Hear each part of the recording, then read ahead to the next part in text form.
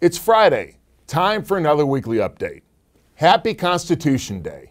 The Constitution of the United States of America was signed on September 17, 1787, making it the oldest codified constitution in the world and the first of its kind.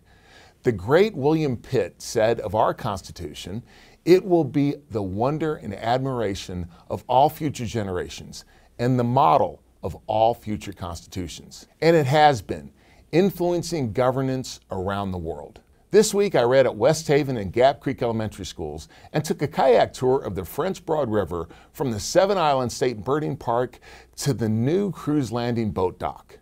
A huge thank you to WWE superstar Bianca Belair for stopping by to visit before appearing at the Austin East Homecoming Pep Rally.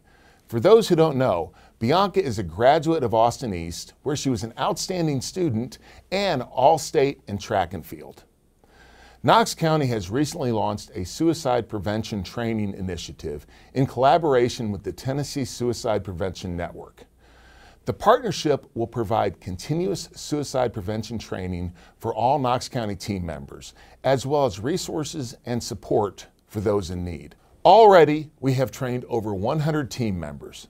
As I have said before, suicide is preventable, and we as a community can make a difference by becoming more aware, more empowered, and more compassionate to those who are struggling. Finally, yesterday I sent a letter to President Biden regarding his impending executive order on COVID-19 vaccine mandates. I believe that the president is completely overstepping his constitutional authority. Unfortunately, the pandemic has been absolutely politicized.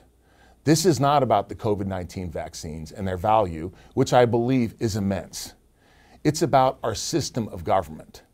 In America, we have certain processes that we must follow no matter how noble your intentions. Something as important as this needed to be debated in Congress, not implemented with the stroke of a presidential pen. Throughout the pandemic, I have talked about the precedents we are setting, and this is important. If the president will not acknowledge the limits on his power, and if Congress, the states, and ultimately the people do not demand he remain within those limits, then we no longer have a president. We have a king. And that's something that all of us, no matter where we stand on the political spectrum, should be alarmed by. This week's Eat and Greet was at Wings Express on Clinton Highway. Next Wednesday, I'll be at Soul Good on University Avenue at noon. Please join me. Until next Friday, I hope everyone has a great week.